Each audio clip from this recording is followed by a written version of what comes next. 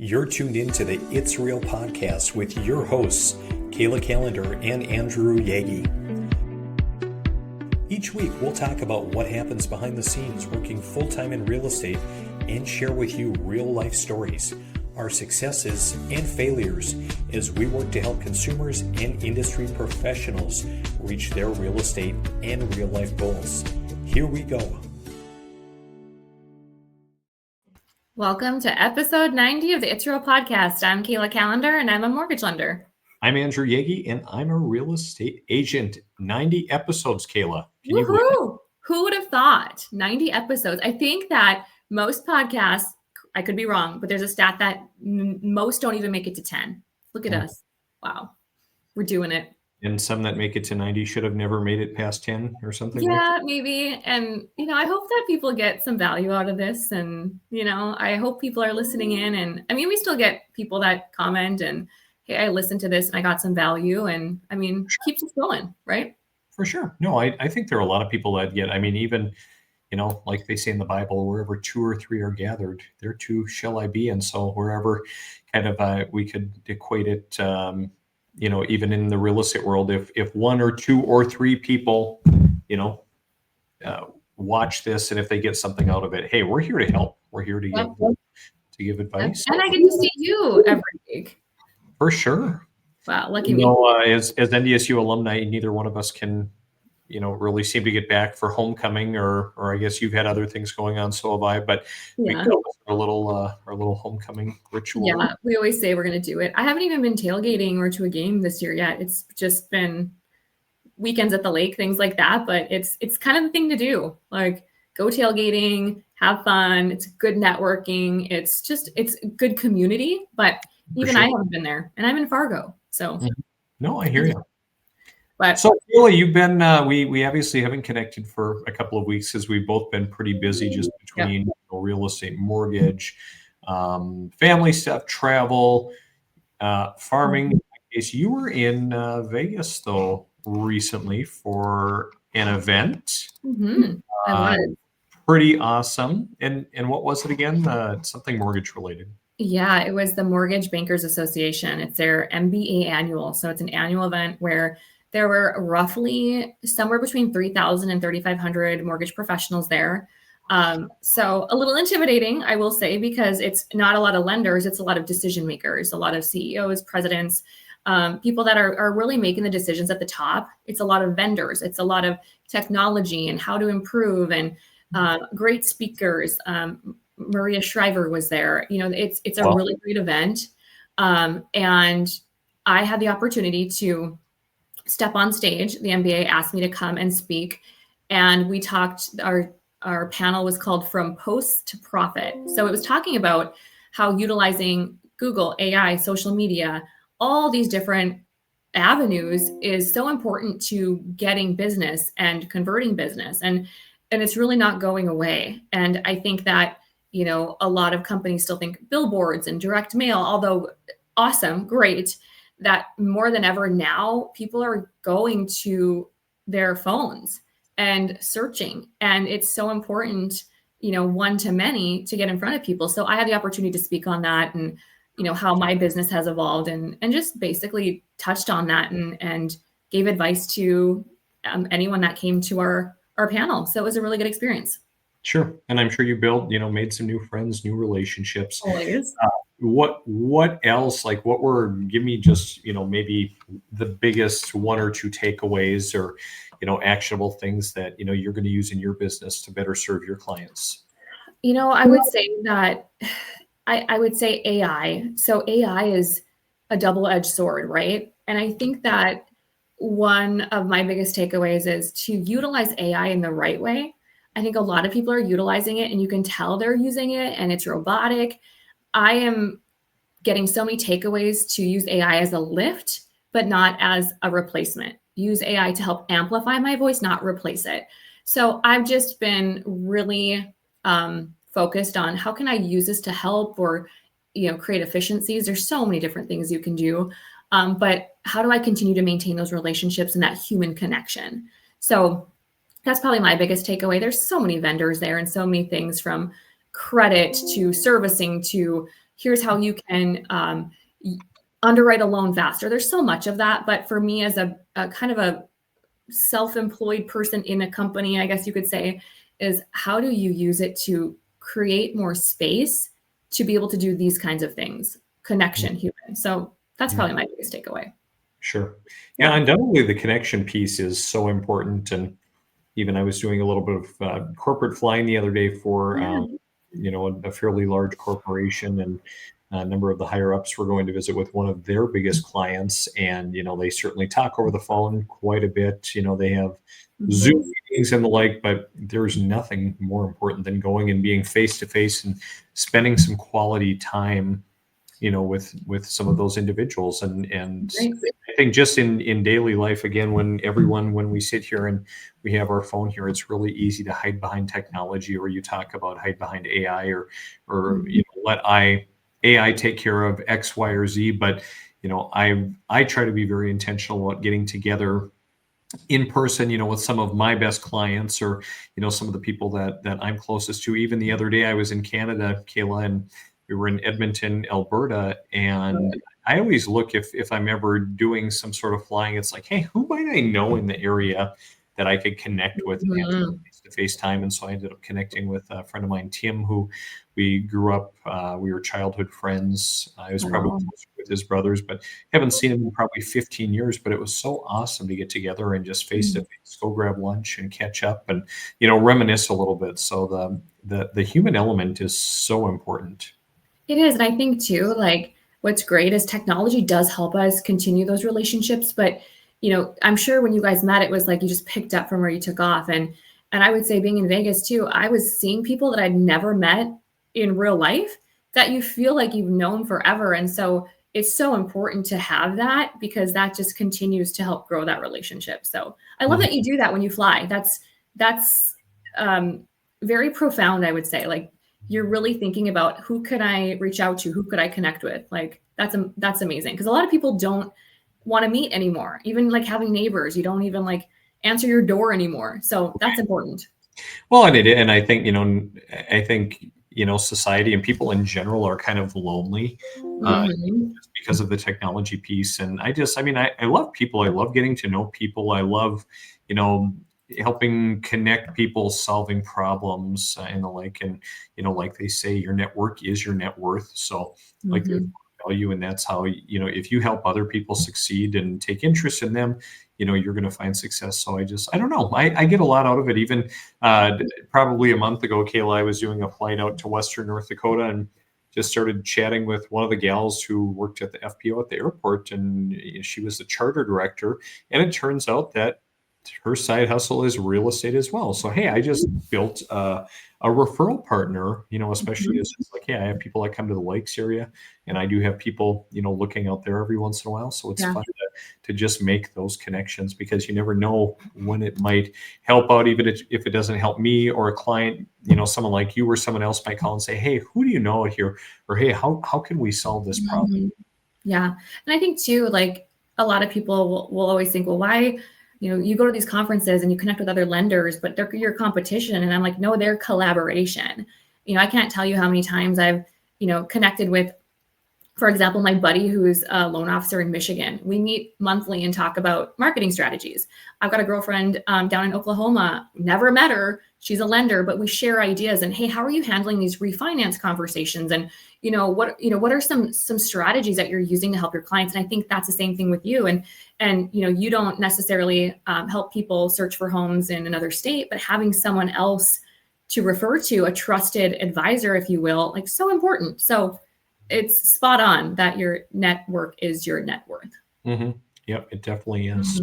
So awesome. Well, I enjoyed that conversation. I saw Kayla as well on social media that you guys had was this a gala, Kayla? Yes, sort of. It was Wags, Whiskers, and Wine, which is a Homeward Animal Shelter annual event. And this year it was like Studio 54, like glitz and glam. And what's really great about this is it's not like a sit down meal. It's really kind of come and go. There is like I guess how do you say it? Like, they talk, they give presentation, if you will. And they had a dog named Nilla Wafer that they brought in.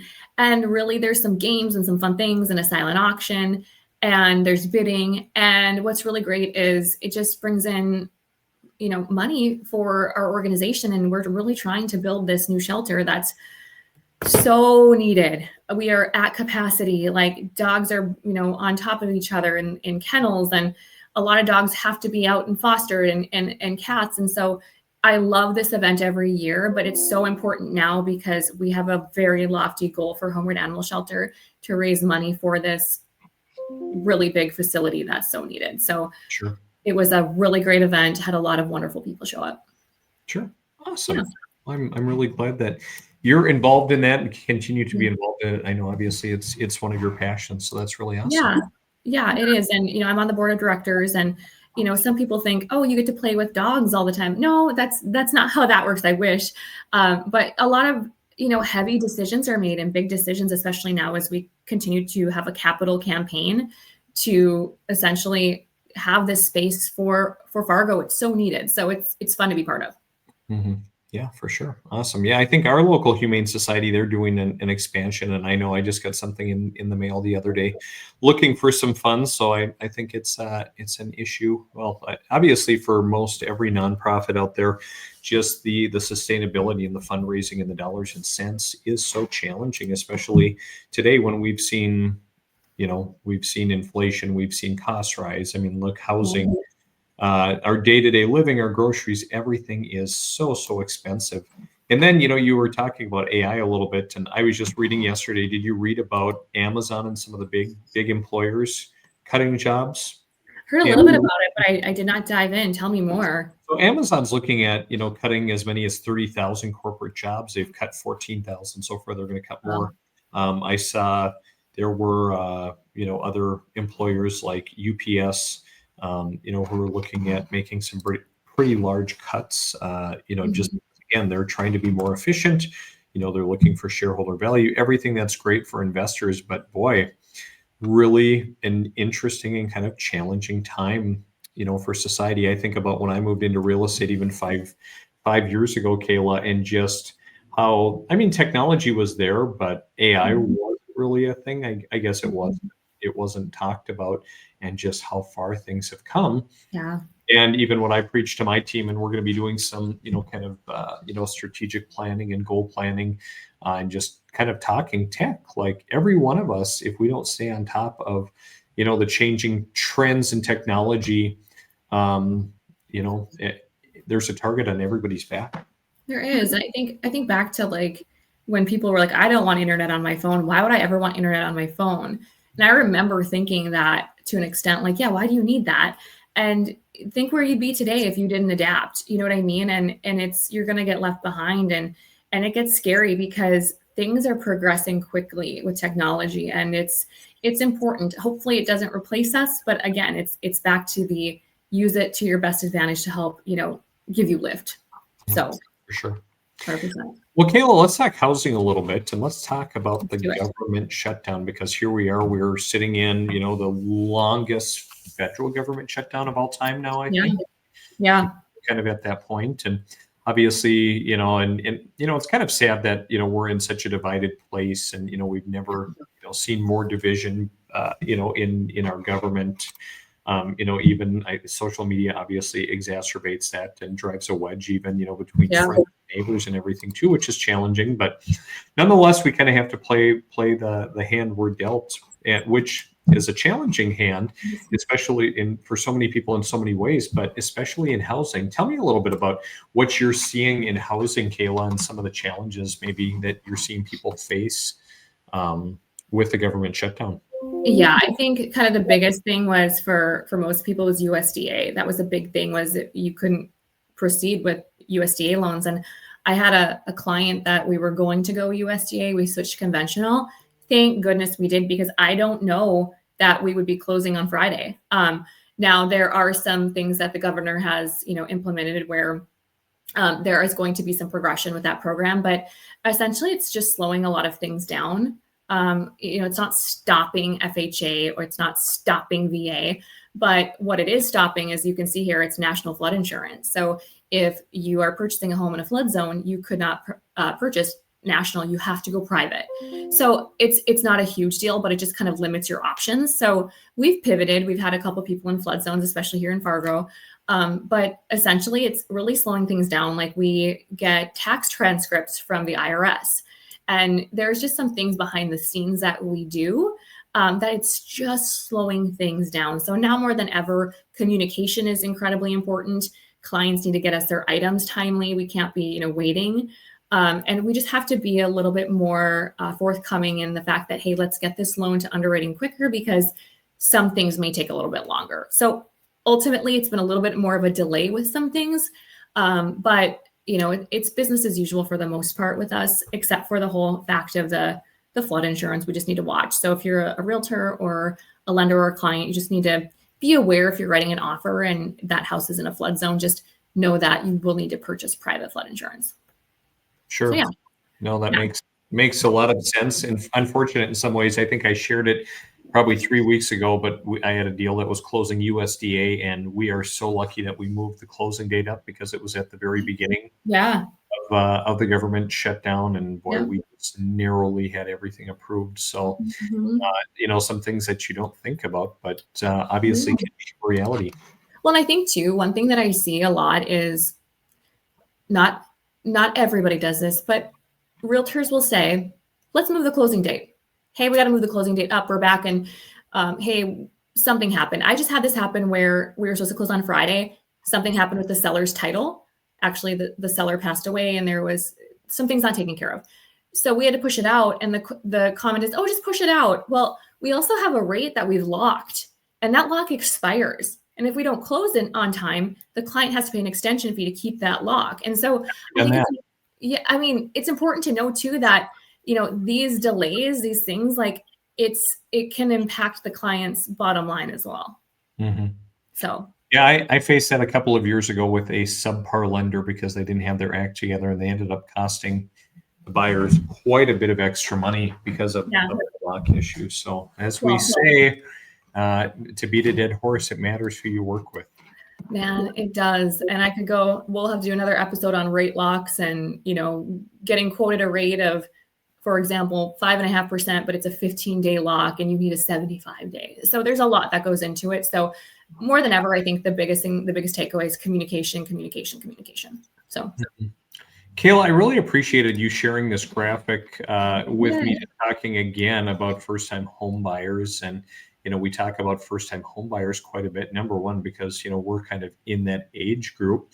But number two, because, we have a lot of people that are coming to us who are trying to buy. And these days, again, the average first-time home buyer is up from an age of about 30 to 38. 38, yeah. Age the highest since 1981. And, just talking about some of the challenges, which you probably see even a little bit more than I do, Kayla. Yeah, I think we see a lot of people that don't even get to realtors because they're discouraged or they think they need 20% down or they don't think they can do it. But yeah, the average age of a first-time home buyer is 38, which it feels crazy, but that's continuing to go higher. But as you can see here, it says 81% say down payment and closing costs are significant obstacles to buying a home. Well, then what are some ways to work around that? Down payment assistance. Can you get a seller concession? In this market, I'm still seeing seller concessions. I just had one for $12,500. So it's this creating a narrative in your head, I think, is what's happening with first-time home buyers. And so they don't necessarily talk to a lender or they talk to one lender. So that's a scary fact. 81% say it's a significant obstacle. Now, it is an obstacle if they haven't saved or, things are more expensive. So that's a true reality. And then 73% of would-be homebuyers who were unsuccessful in buying a home within the last 4 years plan to try again in 2025. So, again, just because you're told no or not right now, I have a client right now was told they need 20% down by another lender. We are working to get them pre-qualified. And what we're seeing is they would need 3% down. This is, again, a very similar situation I had recently with another client. And it's because they didn't dive into their income, their history. So we're diving in. We could easily say you've got variable income, you need to be on your job for a year. But my team and I were saying, okay, what are some other options we have? Could we get a letter of explanation? Could we document something? She was a nanny. Maybe we can put that in her work history. Like there's so many things that can be done if your lender takes that extra step. And then 49% of Gen Z homebuyers feel fully prepared for the home buying process. And I think Gen Z is able to access more information than I would say our previous generations. I think TikTok, Instagram, YouTube, I mean, they have everything at their fingertips. And then 21% of prospective Gen Z homebuyers plan to rely on family loans for a down payment. So yeah, we're seeing a lot of people get gifts for their down payment. Hey, dad's going to help me out. Hey, mom's going to be able to give this to me and help bridge that gap. So we do see a lot of gift options from family members, more than probably you would think.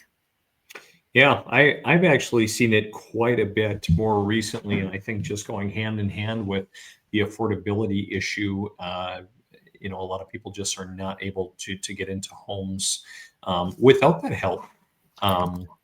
And Kayla, I think there's a lot of confusion, regarding gifts though too, and what you can do and can't do.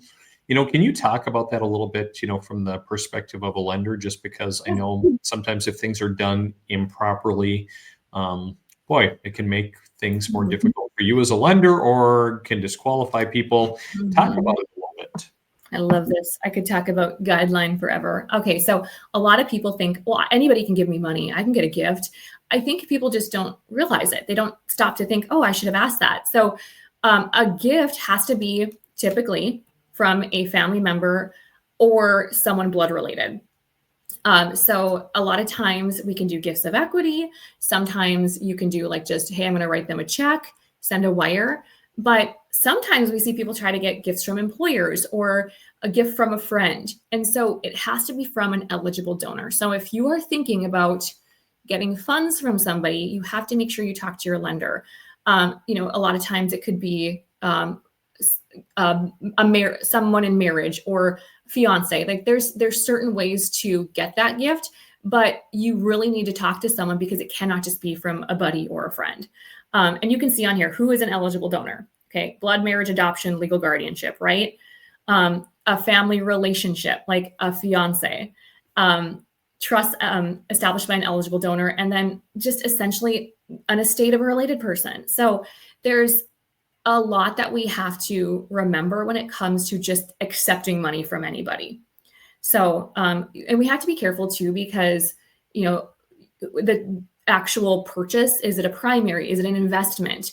We have to be careful getting gifts on an investment property. So it's not just in general a blanket. You have to make sure what are you using it for. A lot of times you cannot use gifts for reserves. Reserves is just assets that you have that, for example, retirement. You're not going to use it for the purchase. It just strengthens your file. It shows the underwriter and the GSEs that you have this asset that if something should happen, that strengthens the file. You can't get a gift fund to just pad your account. So point being, make sure you talk to your lender. I see a lot of people, Andy, where a mom will write the earnest money check.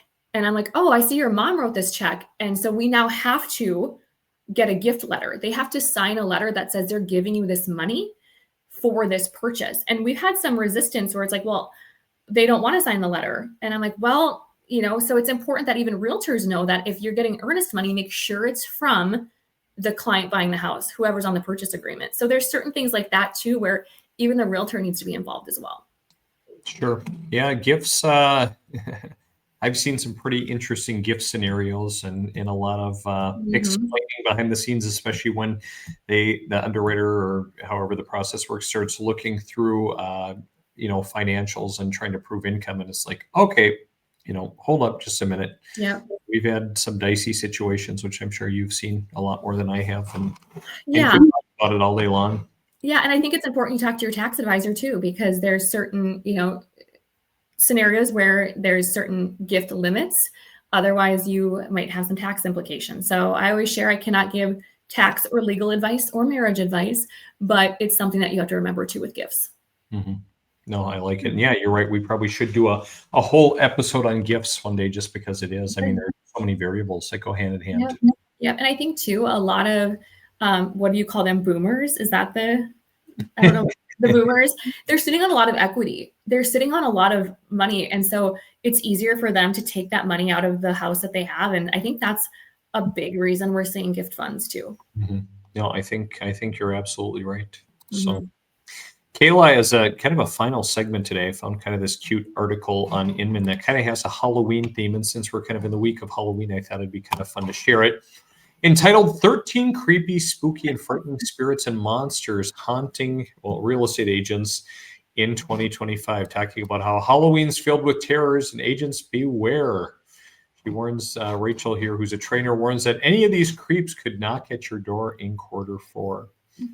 Which this actually, I mean, this goes hand in hand nicely with our constant discussion on it matters who you work with. Yes, it does. So, Kayla, without further ado, number 1, the ghost agent. They vanish faster than a foggy morning open house. After the offer is accepted, they disappear. Are they on vacation? Did they go into witness protection? No communication, no updates, and their clients are calling. They're only going to reappear on closing day like nothing happened. Have you ever dealt with a ghost agent, Kayla? I have dealt with an agent ghosting me. In fact, recently I had a scenario where I was helping a client, and actually while I was in Vegas, and I remember being in the elevator and in the airport and helping them, and I've been working with them for months, and they were concerned about payment. And so I gave some suggestions for a 2-1 buy down, running numbers and all the things, and all of a sudden I didn't hear from them, and I'm like, well, maybe they're just thinking on it. And I reached out, and the realtor said, oh, they found a lower payment somewhere else. Well, lower payment means what? Is it the same program? Are they putting more down? Are they paying for the rate? And so I said, well, let's talk about that, because remember, there are options. And Andy, I never heard back from the agent. I called the agent. I reached out to the consumer. Hey, just checking in. I know you might have a lower payment. Let's talk about it. I want to make sure you're taken care of. I reached out probably 4 times and nothing from either party, which it's disappointing, because it is time and energy, and you want the best for your client. But I think people forget it costs us money to pull credit reports and verifications of employment. And, ultimately at the end of the day, like, it's a lot of work put in, but to just be ghosted, you could just say, hey, we decided to go somewhere else, or, hey, we for sure are going this route. And so I think that whole ghosting thing in real estate, it's hard not to take personally. You know what I mean? But it doesn't just happen in real estate. It happens in so many areas. I just had basically someone who was trying to lease a property who more or less ghosted all of those involved, and did end up resurfacing, but was disinterested. But I wish, like, whether it's with individuals seeking employment or people buying or whatever, just like, hey, if you don't want to work here or don't want to work with me or what, just say so, and like, let's move on, but be respectful about it. Yeah, it's like, I'd rather know than just keep guessing. And I think too, in our industry, we want to follow up too. We want to make sure that we're not dropping the ball. Like, but that's energy, and like, let me just put you to the side and like say, okay, you're moving on. Like, again, communication is kind.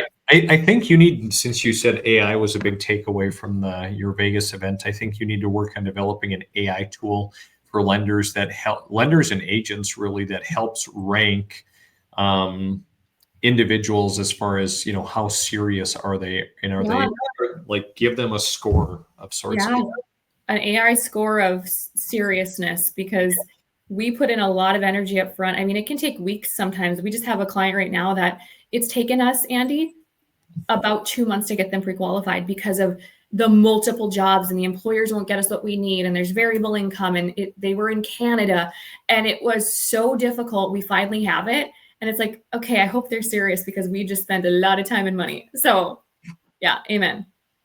Well, Kayla, I want to jump on to item 2, and this isn't agent related, but it's Christine, the debt collector card. Basically, you've got a buyer that's under contract, and then what do? They turn around and buy that shiny must-have convertible 3 days before closing, and this cursed purchase haunts credit reports. Have you seen things like that happen? Yeah, I think people think once they're final approved, they're good to go. I've seen people quit their jobs. I've seen people like, oh, I didn't know. And so we'd have to be proactive to say, don't do anything. And so we've been so good up front now that people even ask me, can I get a gym membership? So it used to happen more. I'm like, yes, you can get a gym membership. Like, you're good. So, I mean, ultimately, it still happens though. I mean, have you seen it lately? Not lately, but yes, I have seen it. Mm-hmm. Yeah, and it's disappointing. I try to tell people too, hey, if you're getting a loan, don't buy anything. No, Make just sure. don't. Just stop. Yeah. Yep.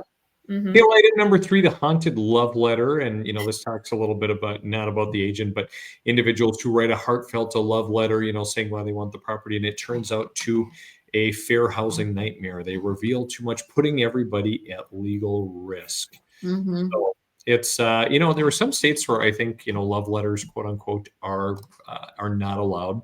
Around here, they still happen. And, at the end of the day, some people love them, some people hate them, but yeah, they can cause spooky repercussions. Mm-hmm. Yep. Good to know. I don't get involved too much with that. They're like, talk to your realtor. They'll help you out. Kayla, this probably would tug at your heartstring because you're a Cujo. big person, but Cujo, the 2-pound terror. This poodle may only weigh 2 pounds, but his bark and bite can ruin a showing faster than you can say, please Mm-hmm. with your shoes. The sellers swear he's sweet, but your pant leg says otherwise. Mm-hmm. So it's important, pet wise. And I've had more bad pet experiences just with irresponsible pet owners. Really? Yeah, just quite a number of them. And so I like animals, but I dislike irresponsible owners.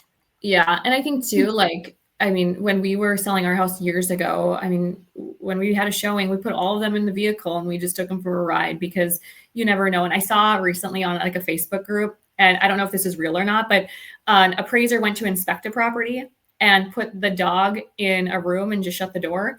And the dog ruined the carpet and the door. And so it's like, who's responsible? The buyer, the appraiser, the seller? Like, who's responsible? It's like, just don't even take a chance. Just get them out of the house, maybe even cats too, and don't take a chance.